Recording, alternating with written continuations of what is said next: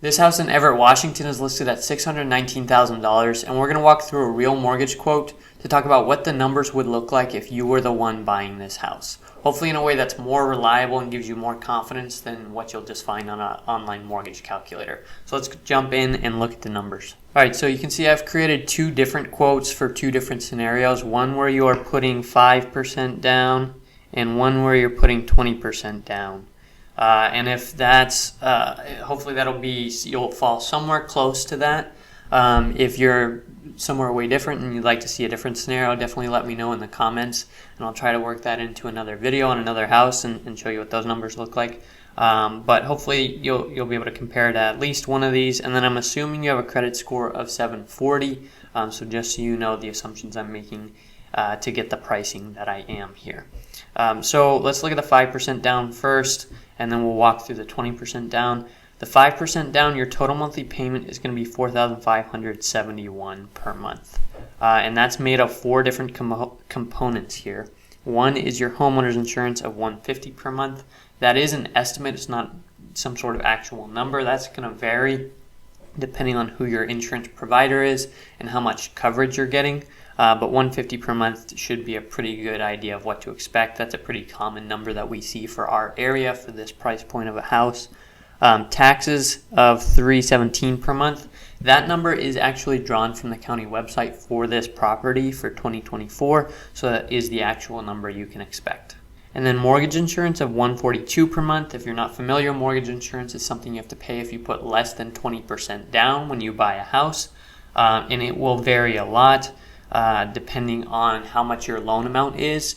It will vary depending on what your credit score is, and it will vary depending on how much your down payment percentage is. So regardless of the loan amount, independent of the loan amount, the down payment percentage impacts it, because showing 5% down looks a lot different to the lender in terms of risk than 15% down. So that number could range anywhere from $30 a month to $300 a month. So this is, it will depend on all those factors.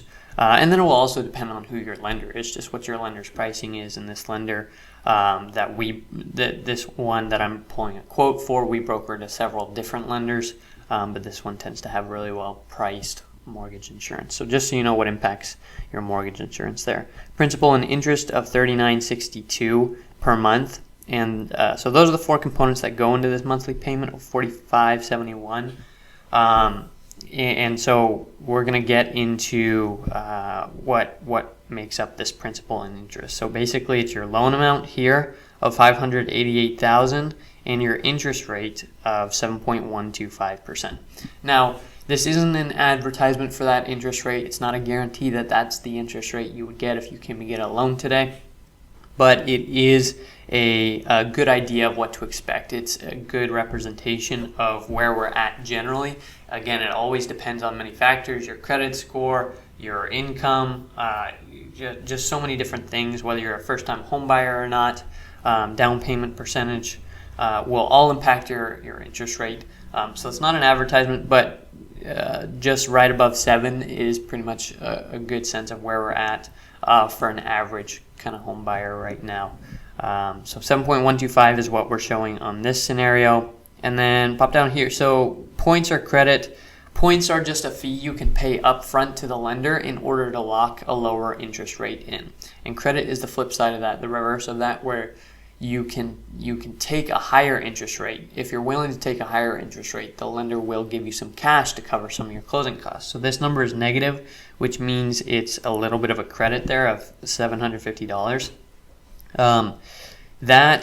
Just know that lenders typically, when they're giving you a quote, when they're pricing their quotes out front and showing their interest rates, this is almost never going to be zero. They just don't show zero, and I'm not going to get into explaining why that is the way it is. But basically, you're just not going to see 0 points or credit. But functionally, this is pretty much as close to zero as we could have gotten. So it's not like, even though you took a little bit of a credit, it's not like the going interest rate was 7% or way down below, or 6.5, and taking a credit of 740 for your closing costs got you up. So just know, it would take several $1,000s to see a notable difference on the interest rate here. So this is basically zero. Closing costs of $10,897. That is when you come to get a loan, you're going to have to pay closing costs. There's one component where you're just paying people who are helping you get the loan, and one component that is what's called prepaids, where you have to pay some of your ongoing mortgage costs. They're just things that you're going to be paying on an ongoing basis, but you have to pay some of them ahead of time to give the lender time to get set up before you start making these payments in your mortgage payment. So estimated cash to close, that means all the cash, your 5% down plus your closing costs, you're going to have to be bringing about $43,000 to the closing table in order to get the loan in this scenario, in the 5% down scenario. Let's look at the 20% down. So 20% down, your monthly payment now drops down to $38.03. And now there are only 3 components. We no longer have mortgage insurance because we made it to 20% down, so you don't have to pay mortgage insurance. Homeowners insurance still on there, taxes still on there. Those are both the same because they're dependent on the house, not anything to do with your loan structure. Principal and interest of $33.36. And again, a function of your loan amount. Now a loan amount of $495,000. And your interest rate. In this case, the interest rate stayed the same, 7.125. Sometimes your interest rate might change if you make it from 5% down to 20% down. It did not in this case. Points or credit. Now it's a credit of 624, and other closing costs of 10,669 at this price point. So the closing costs are going to depend on several things. But one of the most impactful factors is just what your loan amount is and what your purchase price is, because that then impacts all the elements of your closing costs. A lot of your closing costs are dependent on what your loan amount and your interest rate are. So, the higher your loan amount, the higher your interest rate, the more your closing costs are going to be. But for this range of a house, this amount of a loan, roughly this loan amount, you're probably going to end up somewhere from $10,000 to $12,000 for that price point, that loan amount. So estimated cash to close are 20% down, plus our closing costs of almost $11,000. We now have estimated cash to close of $135,000 to bring to the closing table. You're going to have to put that cash into escrow in order to close this loan. So would you be able to qualify for this loan? Would you be able to get approval from the lender? That's going to depend on your income, on how much income you're making, and so we're going to look at that now.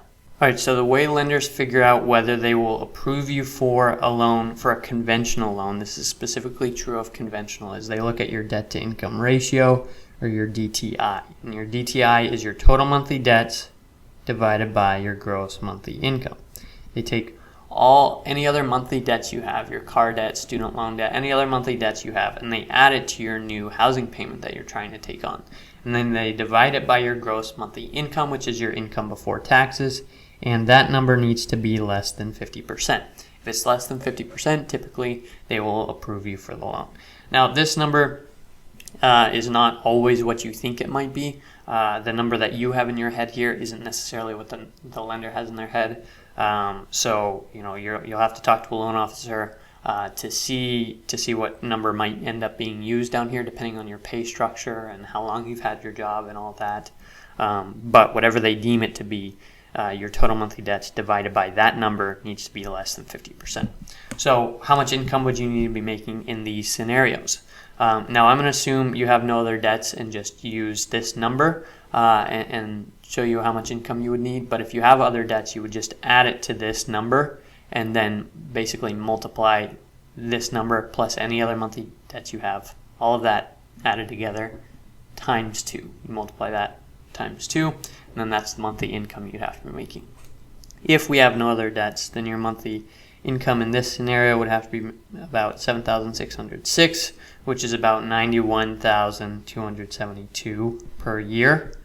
This is a month, this is per year. And then this scenario, you'd have to be making more like $91,42 per month. or 109,204 per year.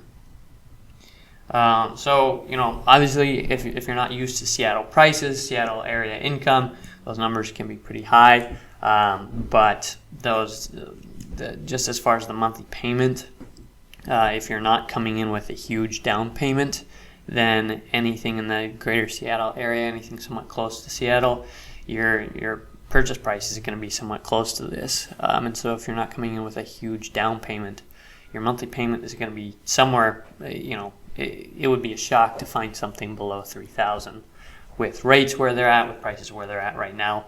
So that means qualifying income is going to be up there. Now, one note real quick is that this qualifying income, that's the income you would need in order to get approval from the lender. I'm not telling you that as long as you're making this income, then it's okay to take on this housing payment.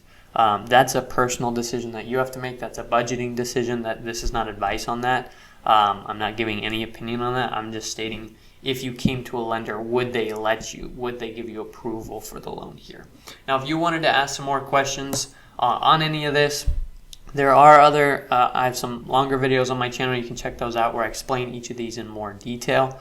Or feel free to reach out. There's contact information in the description below. My name is Landon Buto. I work with Cleveland Street Mortgage based in Bothell, Washington. We're a mortgage broker licensed in Washington and Idaho. We do loans in Washington and Idaho. And so please, all our contact information is in the description there. We'd love to have you reach out. If you want a quote on a house, I can do one of these quotes for you. Or if you want to talk about getting a loan or just ask questions, feel free to reach out and find our information in the description below.